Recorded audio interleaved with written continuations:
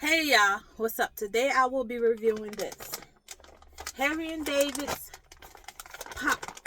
popcorn, salted caramel flavored popcorn. I got it from City Trends for $2. City Trends, Harry and David.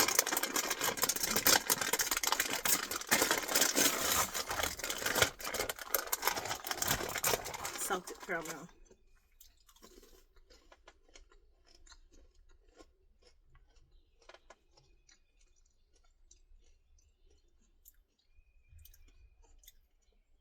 It tastes salty.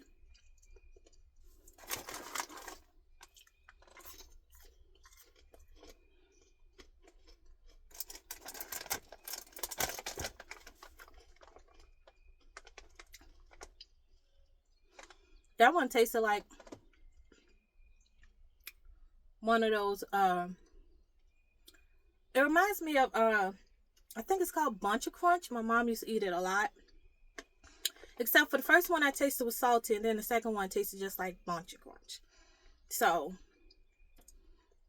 it's not giving salted caramel to me. But, I guess Bunch of Crunch is supposed to be caramel coated or something. Caramel corn, I'm not sure. But it don't taste like salted caramel. I don't know.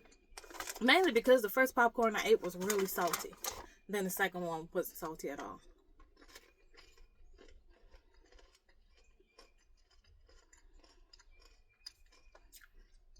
Yeah, that one just tastes like Bunch of Crunch.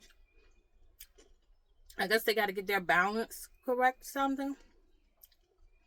Because it's not giving salted caramel. But it's not bad.